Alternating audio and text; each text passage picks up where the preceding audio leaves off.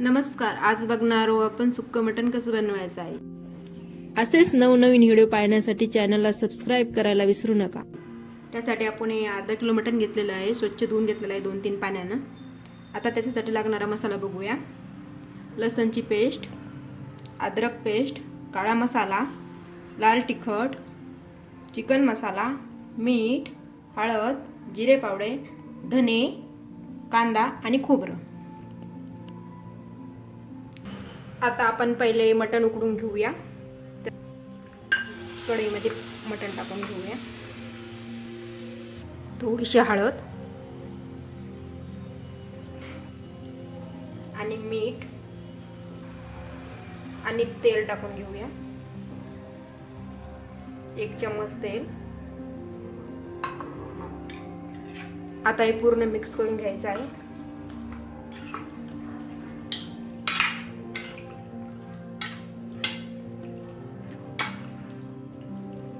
पूर्ण मिक्स झालं की याला झाकण ठेवून 1 घंटा उकडू द्यायचं आहे फुल गॅसवर। आणि थोड्या वेळाने याच्यात पाणी टाकायचं आहे थोडंसं, याला पाणी सुटू द्यायचं पहिले। तोपर्यंत आपण आता कांदा आणि खोबरं भाजून आपण अशा पद्धतीने कांदा भाजून घेऊया।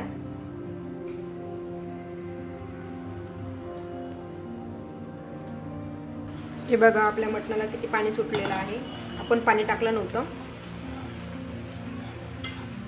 आता आपण याच्यात थोडं थोडं पाणी टाकून शिजवून घेऊया याला।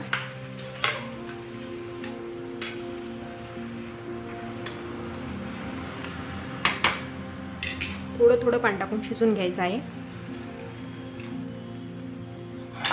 हे बघा आपला कांदा भाजून झालेला आहे। आता आपण याला काढून घेऊया आणि याच पद्धतीने आपण खोबरं भाजून घेऊया।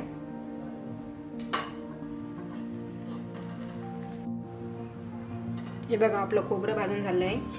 आता आपण याला मिक्सरच्या जारमधून काढून घेऊया बारीक। कढईमध्ये थोडंसं तेल टाकून घेऊया।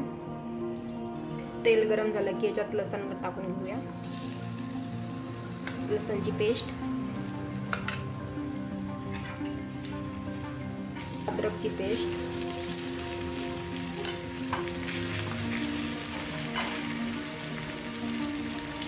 दोन तेजपानं टाकून घेऊ।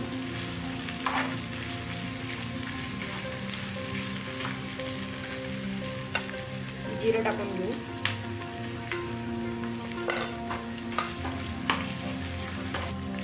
कांदा आणि खोबऱ्याची पेस्ट टाकून घेऊ।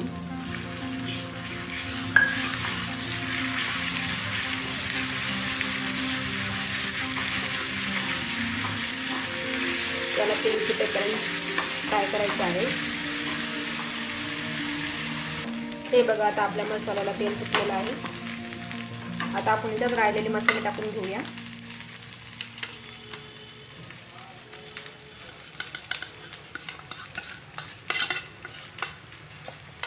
त्याला कमी गॅसवर चांगलं तेलामध्ये होऊ द्यायचं आहे। झालेलं आहे। आता आपण याच्यात मटण टाकून घेऊया।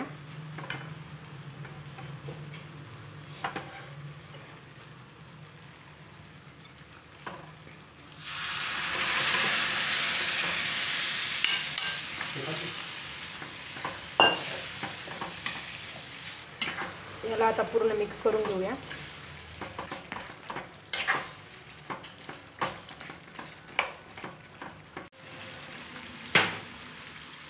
हे बघा आपलं मटण किती मस्त झालेलं आहे।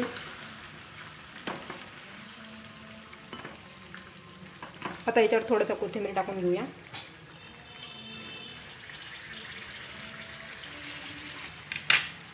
आणि याच्यावर झाकण ठेवून 2 मिनिटाची वाफ काढून घेऊ।